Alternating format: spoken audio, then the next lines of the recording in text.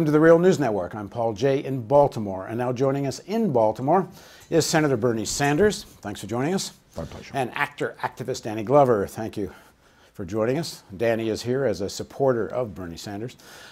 Senator Sanders, if you talk to people in Baltimore, either about the extraordinary murder rate, which is last year around 348, the same murder rate more or less as New York, which has 13 times the population, or you talk about mass incarceration, or you talk about systemic racism, it usually boils really down to one question, which is lack of employment and low wages. It really comes down to that. Now, I know you've proposed a $1 trillion infrastructure spending plan that would create jobs, but Baltimore has a pretty bad history when it comes to private-public partnerships, where investment money, for example, in the Inner Harbor, in the name of creating jobs, makes a lot of money for developers and the billionaire class, and not really does much about employment and poverty. How would your plan be different? First of all, thank you for recognizing what too few people do recognize, and that is when you have unemployment rates of 30, 40, 50%, when kids have no opportunity to stand on their own 2 feet, go out in the adult world, become independent, bad things happen. And that's a crisis that has got to be dealt with.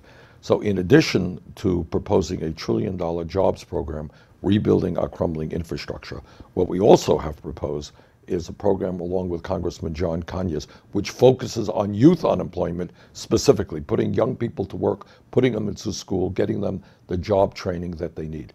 Because at the end of the day, if kids have some income and they're doing some constructive activity, the likelihood that they get mixed up in illegal activity is much, much less. So focusing on young people especially, providing jobs and education rather than jails and incarceration would be a major priority of a Sanders administration. In the delivery of that, would you consider a Roosevelt-style direct federal jobs program, perhaps targeting the inner cities like Baltimore? Absolutely. Because when it's come through the cities and the states, a lot of times ordinary people don't get the money. That is exactly right. I mean, there are two elements. Number one, we have to rebuild our crumbling infrastructure.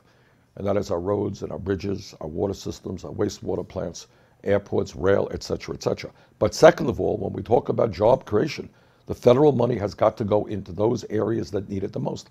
And what is happening in inner cities all over this country is a story that is not being effectively told, but we have crisis after crisis after crisis, crumbling public school systems, high unemployment, mass incarceration rates.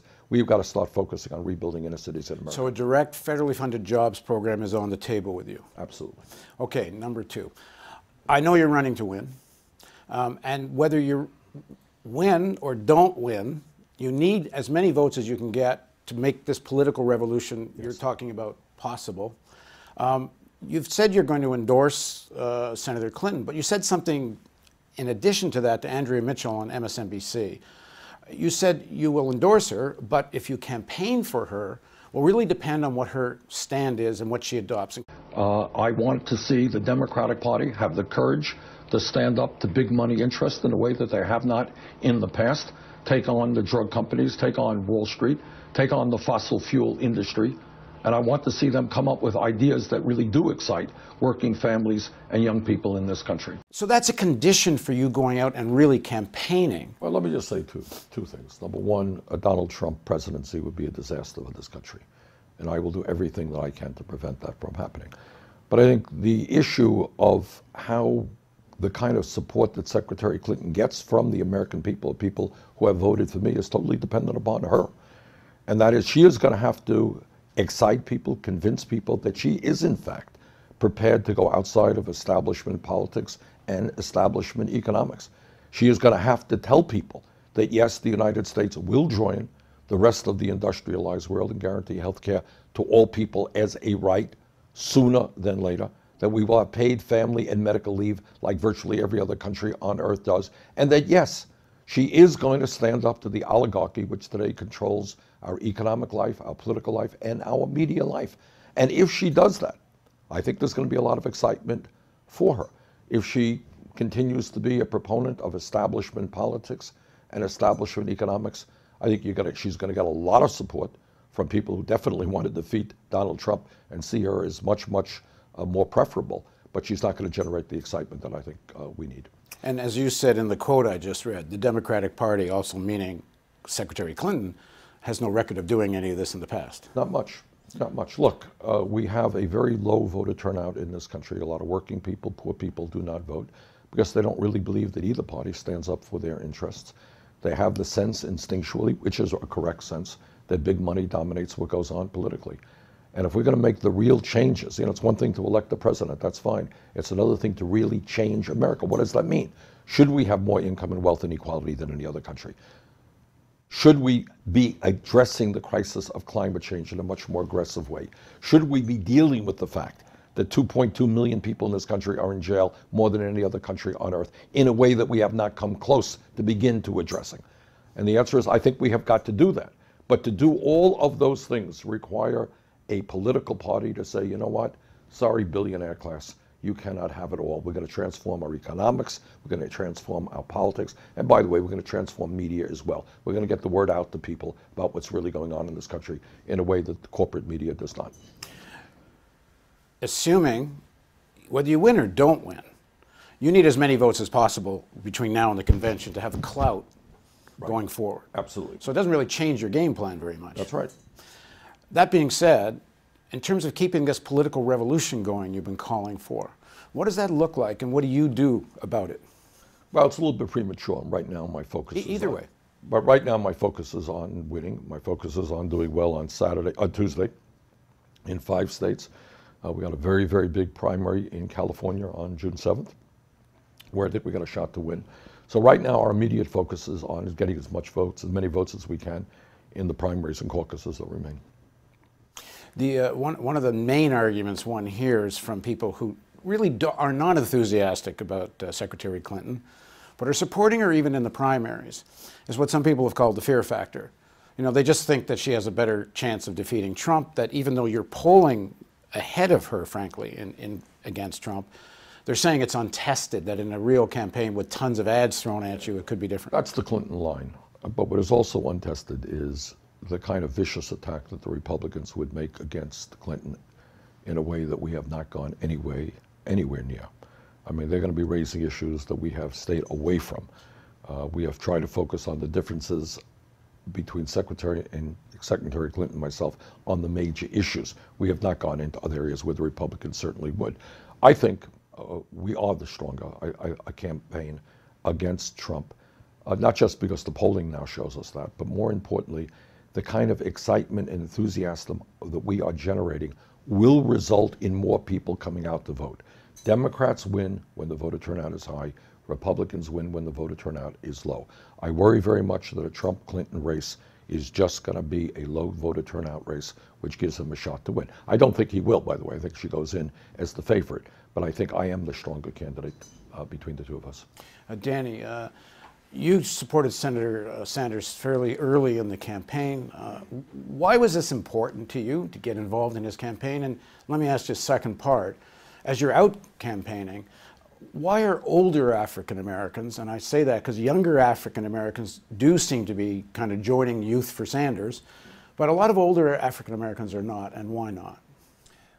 Well, the first question, certainly there's a relationship or a allure to the Clinton that has gone back for some time. It's gone back when he ran with his first administration and through his second administration as well. So black people have had African Americans have had been accustomed to seeing the Clintons and being available for them in some sort of way. In fact, I remember one politician asked me, well, I've never heard of Bernie Sanders. This is a state senator. And I said, I don't understand why you haven't. The questions that you support, the ideas that you support are right there, the ideas that he supports. And certainly I came out, first of all, because I thought this was an important moment. It's a historic moment, an important moment in this country's history. And we've seen that translate through the Occupy movement. We've seen it through the various movements from the Dream Defenders to Black Lives Matters. We see all these things. And then most recent, and I think over a period of time, somebody has to talk about climate change, not only its impact on the rest of the world, but its impact on us as well. Somebody has to bring up the issues around the deindustrialization that's happened, that has removed jobs, good paying jobs, manufacturing jobs, jobs that would hire young people, transitional jobs that would hire people. And someone has to talk about that as the reasons why we have the connection between that, the informal economy that people exist in, and the formal economy in which they can't get into. Those are the issues around mass incarceration. No one has talked about that. Yeah, it's easy to pass a crime law demonizing those victims, those people victimized by policy they have no control over.